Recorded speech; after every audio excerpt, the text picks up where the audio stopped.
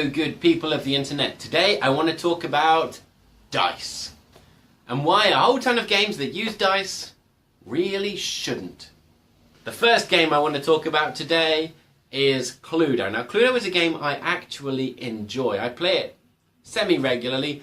I think it's got some great stuff within it that makes for good gameplay. I really like the discovery, the trying to find out what your opponents have. I also like the fact that you never feel behind. You always feel like you've got the most information. You're doing really well, you've got this, you've learned stuff, you're finding stuff out, and then someone else suddenly gets it. Which is kind of nice because, unlike with games like Monopoly where you can feel behind for so long and the game just drags out, with Cluedo, everyone is building information, learning stuff, approaching an end. And you always feel like you're doing okay. I've got this, I've worked this out, and sometimes you just didn't realise that someone else was just that far ahead, and you don't know, and you're okay. And as a game, it's also good because as a beginner, you can play it fairly straightforward. I'll ask the question, and if someone tells me, then I get information, but you build information slowly. And as you learn more about the game, you go, hold on a second, every time someone says no, it doesn't matter whether I ask, every time someone says no, I can put an X. They don't have that item. And then later you can learn, you can say, well, if someone does say they have something, then they have one of 3 cards. Now, I can't write down exactly which one yet, but I can mark that they have one of these 3 cards, and then later if I find out they don't have 2 of them, then I know for certain they have one of them without even seeing it. So there's ways of getting cool information and deducing things that I really like. And then there are the dice. So, let's take a quick look at the board. This is a classic Cluedo board, and as you look at this, we can see it has a lot of rooms.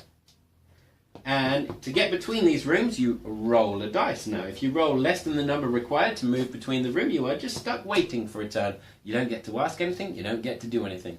And maybe, randomly, you just roll 3 ones in a row. That happens. And you're just trying to get from the study to the hall, and it's just frustrating.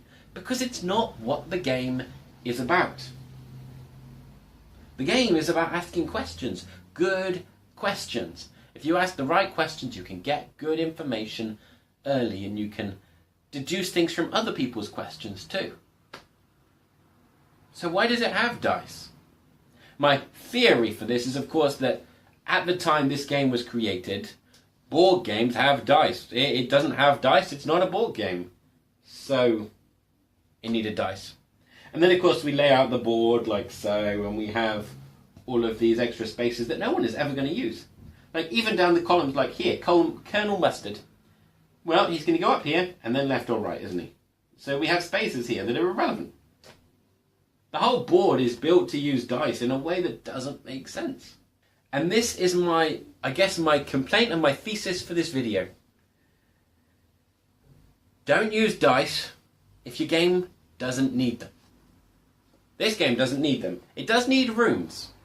Having rooms makes interesting gameplay.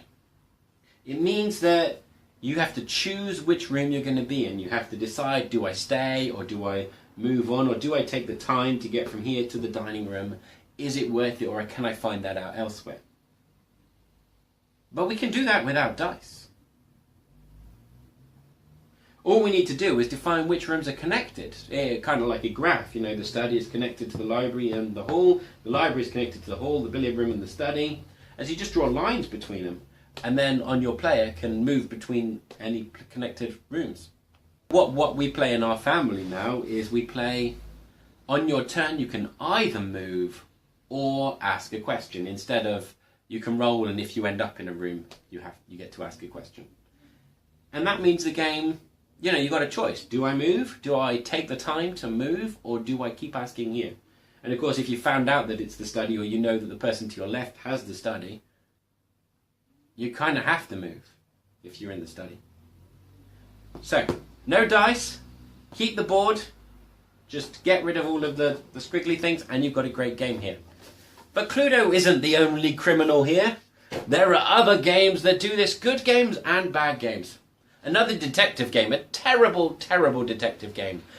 42 Baker Street, based on the adventures of Sherlock Holmes, I believe.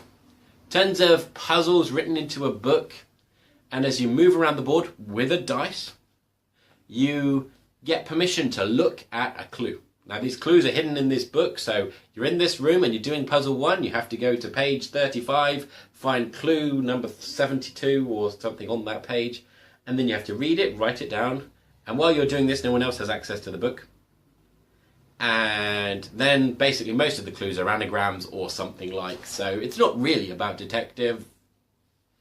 And, you know, there are red herrings because you have to throw red herrings in. So solving the case, you basically have to get to all of the places, and then once you've seen all the places, you can make your guess. So is it a game about detective work? Not really. It's a game about moving the fastest around the board with a dice. And whether you get to solve the clues or not, that's kind of irrelevant. By the time you've seen all of the clues, you should be able to work it out, but you might get it wrong because, you know, they deliberately throw red herrings in. So, that's a game not worth getting. Just don't get it. 42 Baker Street. I don't even have a copy. We tried it one time and got rid of it. And then there's Boulder Dash. Like Cluedo, a brilliant game, but not about dice or spinners. Boulder Dash doesn't have a dice, it has a little spinny thing in the middle. Yeah. Stick it in the board and you spin it, and on some occasions randomly you get to spin this thing, and if you get the high numbers you can move forward a number of spaces. But why does Boulder Dash have this? It feels like it's just trying to tick the boxes of what makes a board game. There is tons of interesting mechanics in Boulder Dash. They will give you an acronym, they will give you a famous person's name, they will give you a law. In this country, this place, it is illegal to wear, it is illegal to eat, it is illegal, and then ... And you have to fill in the blank with something that will convince other people around the table that this is actually true, because if they believe it, they are likely to guess it. So you're incentivized to write good things. So this is where Boulder Dash really stands out from the Apples to Apples and the Cards Against Humanity games, is that your actual incentive to win this game is to write accurate things, or things that people will believe, instead of things that will make this person laugh. And so unlike Apples to Apples, unlike Cards Against Humanity, Boulder Dash could actually be played as competition. And I think it would be a great competition to play. Where you build up to a Boulder Dash tournament. I think that would work really well. Of course, people would just memorize all the cards, and perhaps it doesn't quite work. But new cards every tournament, that would still work. So yeah, we could certainly make a thing like this. And then the dice, you know, why does it have a dice that you get to move on? Does it add to the gameplay?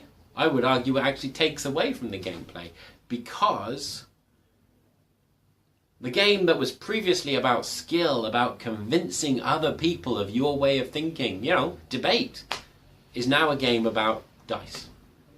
Who can spin this thing the best? So not all games that use dice are bad. Some games can't get away without them. Some games it's absolutely essential. Even Monopoly needs dice to make the game work, because you can't choose where you're going. You have to have a bit of luck in whether you're going to land on someone's squares or not. Dice are needed. Backgammon needs dice.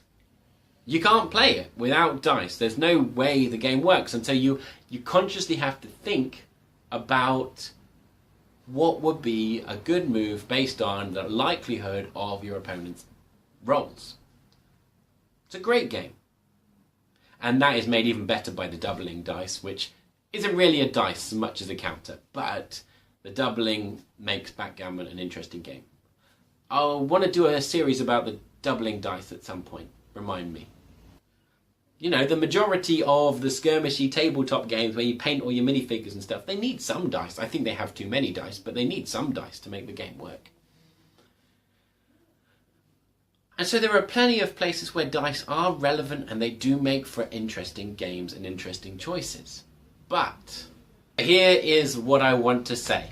If you are designing a game and you're thinking about putting dice in, consider if they actually help the game or if they hurt it. Or if they're just irrelevant. Because if they're irrelevant, don't include them. Think about it, please. And if you're playing a game where dice either make the game worse or don't make any difference, you didn't invent the game, just take them out. See what difference it makes. See if the game becomes more fun. Try it. Won't do any harm. So if you can think of any games that don't need dice, that have dice, tell me about it. If you can think of any games that don't have dice, that really do need dice, tell me about it. Either way, I want to hear what games you really like that use dice well, or games that you think really don't use dice well. Like and subscribe, do all the usual things, click on that funny bell thing, and talk to you soon.